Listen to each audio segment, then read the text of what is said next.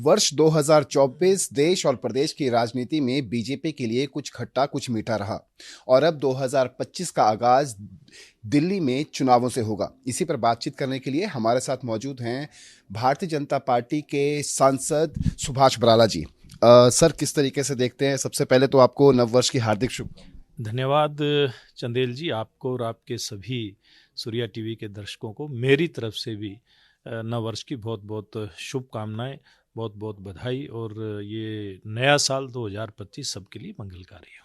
Sir, राजनीति पर चर्चा करते हैं। देश की राजनीति की चर्चा करेंगे आपसे। किस तरीके से देखते हैं दिल्ली चुनावों को लेकर? जिस तरीके से सियासत जो है वो देखने को मिल रही है, एक जुबानी जंग जो है वो लगातार जारी है, किसका पलड़ा भारी जो है वो दिखाई देता है?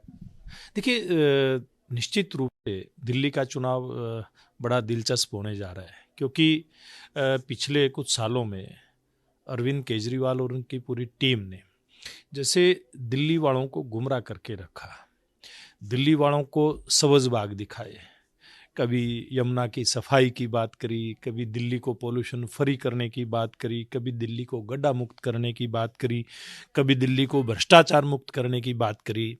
और इसके अलावा जो सबसे बड़ी बात थी कि जब इनकी पार्टी खड़ी हुई उस समय इन्होंने इस प्रकार का एक वातावरण बनाया था कि जैसे पुराने सभी राजनीतिक दल मर्यादाओं को ताक पर रख करके काम करते हैं, भ्रष्टाचारी हैं और सब लोकतांत्रिक व्यवस्थाओं की मर्यादाओं को लांघ करके काम करते हैं। ऐसा एक जो वातावरण बनाया था, आज जनता उस सारी सच्चाई से वाकिफ हो चुकी है।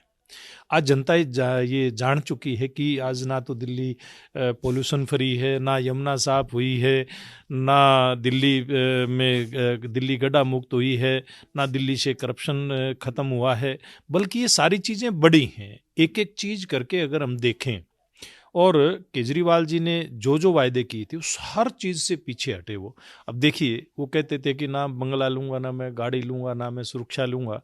सबसे ज़्यादा अगर कहीं कोई इस देश के अंदर किसी नेता के, किसी मुख्यमंत्री के घर के रेनोवेशन के ऊपर पैसा लगा तो अरविंद केजरीवाल के घर के ऊपर लगा। 45 करोड़ से ज़्यादा की चर्चाएं आ रही हैं।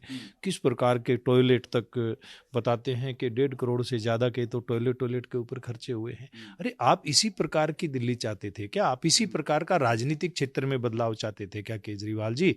आप तो राजनीतिक क्षेत्र को बदलने के लिए आए थे, लेकिन राजनीतिक क्षेत्र तो पता नहीं कितना बदला कितना नहीं बदला, राजनीतिक व्यवस्थाएं कितनी आपसे बदली कि नहीं बदली वो जनता जानती है, लेकिन आप जरूर बदल गए। आपने सारी की सारी जो आप बातें करते थे उससे यू टर्न आपने जरूर ले लिया। तो ये जो एक हालात दिल्ली में हैं, उसके चलते मैं कह सकता हूं कि नरेंद्र मोदी जी की टीम पर, भारतीय जनता पार्टी की टीम पर सब लोगों को विश्वास है, दिल्ली की जनता को विश्वास है। हरियाणा ने करके दिखाया, देश ने करके दिखाया, महाराष्ट्र ने करके दिखाया, अब दिल्ली वाले भी नरेंद्र मोदी जी के रास्ते पर चल करके दिखाएंगे। आपने सर अरविंद केजरीवाल को यू टर्न का संज्ञा जो है वो दी, लेकिन अरविंद केजरीवाल जो है वो सीधे तौर पर आरएसएस प्रमुख मोहन भागवत से जो है वो 4 सवाल पूछते हुए नजर आए। उन 4 सवालों का जिक्र आपने भी काफी मर्तबा किया, क्या कहेंगे उन? देखिए, केजरीवाल साहब मतलब विषयों को घुमाने के माहिर हैं। जब कोई लगता है कि उनको किसी बात के ऊपर जवाब देना है तो वो यूटर्न तो लेते हैं, लेकिन विषयों को भी एकदम से घुमाते हैं। केजरीवाल साहब, आप विषयों के ऊपर बात करिए, आप मुद्दों के ऊपर बात करिए, आप दिल्ली की बात करिए, दिल्ली की जनता की बात करिए, उनकी सुख सुविधाओं की बात करिए, आप भ्रष्टाचार की बात करिए, आप यमुना की सफाई की बात करिए, आप दिल्ली गड्ढा मुक्त हो इसकी बात करिए, आप दिल्ली को करप्शन फ्री बनाने की बात करिए। आप तो विषयों को घुमा रहे हैं। ये ऐसे अब दिल्ली की जनता चलने नहीं देगी आपका ये रवैया। तो ये थे हमारे साथ राज्यसभा सांसद सुभाष बराला, जिनका सीधे तौर पे कहना है कि किसानों का जो मसला है उस पर यदि पंजाब के मुख्यमंत्री भगवंत सिंह मान इंटरफेयर करते हैं और इसको सुलझाने का प्रयास करते हैं तो ये मसला जल्द जो है वो सुलझ सकता है। चंडीगढ़ से कैमरा पर्सन रिंकू मेहरा के साथ रवि चंदेल, सूर्य समाचार।